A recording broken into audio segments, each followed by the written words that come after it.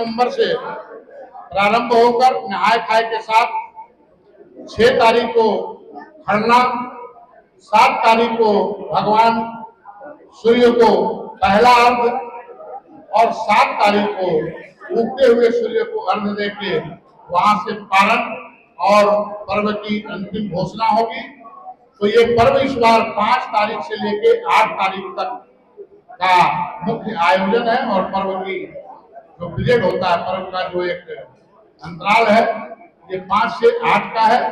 इसी बीच में तमाम गतिविधियां, जहाँ सांस्कृतिक कार्यक्रम हो, हमारे प्रदेश देश के ख्याति प्राप्त लोगों की मंचन पे मंचस्थ होने की बात हो या सम्मान की बात हो, इसी दरमियान मुख्य कार्यक्रम महादेव घाट पर 7 तारीख को आयोजित होगा और दीपावली के सुबह माने 31 तारीख को दीपावली है और 1 तारीख से हमारा सफाई अभियान जो है महादेव घाट पे हमारे सदस्यों के द्वारा नगर निगम के सहयोग से प्रारंभ होगा और प्रचार प्रसार और मुख्य जो होगा समाप्ति के दिन 8 तारीख को समाप्ति के उपरांत जो महाभंडारा हमारा होता है, वो महाभंडारे का आयोजन के साथ इस पर्व की समाप्ति की घोषणा की। कलाकार कौन से शामिल होंगे इस बार?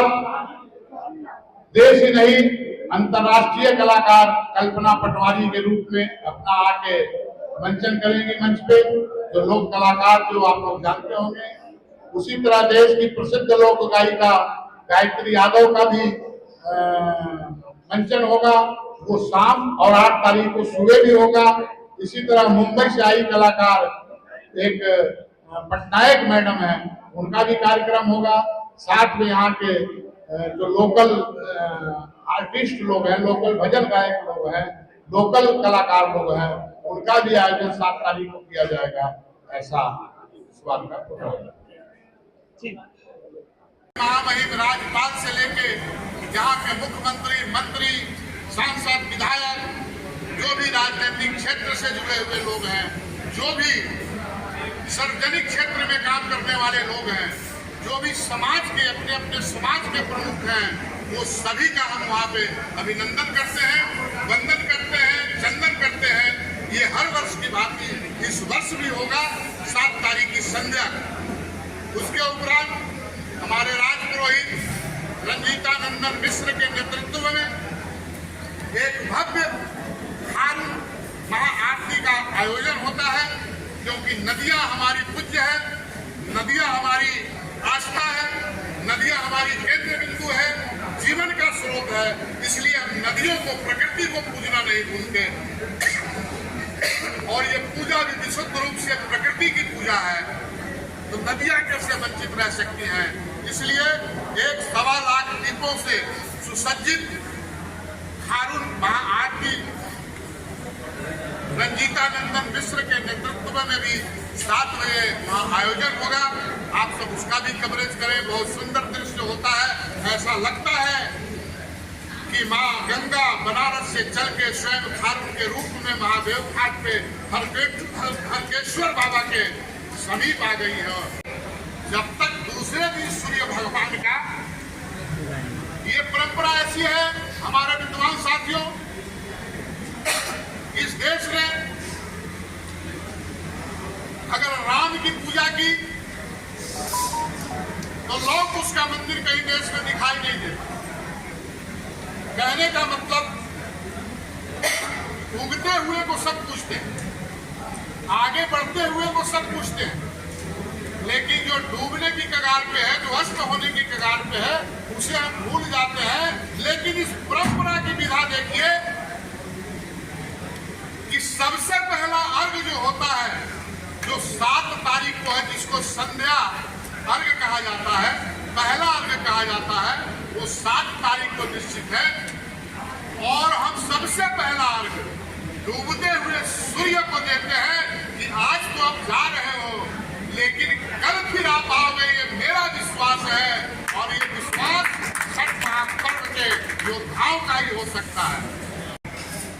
मेरी गुजारिश है कि छठ महापर्व को एक बहुत बड़ी प्राथमिकता देनी चाहिए कि उस आराधना को को, उस पूजा को, उस पद्धति को बढ़ाने के लिए इतने सारे लोग आपको आमंत्रित करते हैं कि आप उसे विश्व में फैलाइए, विश्व में लेकर आपको रात को प्रकाश और निर्देश देने का प्रयास किया। भगवान सूर्य की महत्ता को कोई नकार नहीं सकता, चाहे वो हिंदू हो, मुस्लिम हो, ईसाई हो, पारसी हो, सिख हो, जैन हो, जबकि कई इनमें से हमारे सनातन के ही अंग हैं, लेकिन इस चीजों को कोई नकार नहीं सकता। आज विश्व में शोध चल रहा है, कैंसर के मरीज गायत्री मंत्र से ठीक हो रहे हैं, ऐसी प्रामाणिकता आप लोगों ने ही छापी है। ये शोध है। उस गायत्री मंत्र की उत्पत्ति भी छठ के दिन हुई थी, ये मैं आपको बताना चाहता हूं। छठी माई जो है भगवान सूर्य की बहन है, भगवान सूर्य की बहन है। और छठी के दिन षष्ठी माई भगवान सूर्य के यहाँ, अपने भाई के यहाँ जाती है, प्रवेश करती है। तो ये संबंधों का भी प्यार है, भाई बहन का भी प्यार है। आज जो भाई बहन कहीं न कहीं देश में आपने सुना होगा कि इससे बंटवारे के लिए कोर्ट में है, लेकिन ये संदेश देता है कि बहन जब भाई के घर आए तो कितना बड़ा उत्सव होना चाहिए। किसी भी पूजा पे भारी पूजा इसलिए है, महापर्व इसलिए है कि इतने लंबे अंतराल का पूजा, आप गणेश पूजा करते हैं 10 दिन का करते हैं, लेकिन जो वातावरण होता है वो पूजा, दर्शन और आरती तक सीमित होता है। लेकिन छठ महापर्व आपको ये सिखाता है कि जीवन पद्धति क्या है। जब छठ का आयोजन होता है उस समय ठंड का समय का प्रवेश होता है, तो सबसे पहले आपको ये योग सिखाता है कि आप बिना सिले हुए वस्त्र में धोती या गमछा धारण करके उस नदी में शाम को या सुबह कैसे प्रवेश करते हैं, आपके बॉडी की स्टेमिना क्या है, आपका रेसिस्टेंस पावर क्या है, सबसे पहले आपकी बॉडी का वो जांच करता है।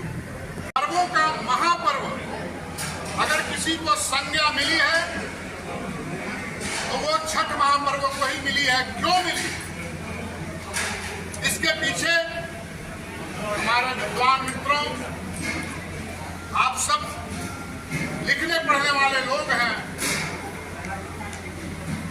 एक बहुत बड़ा ऐतिहासिक कारण है, एक बहुत बड़ा समायोजन है।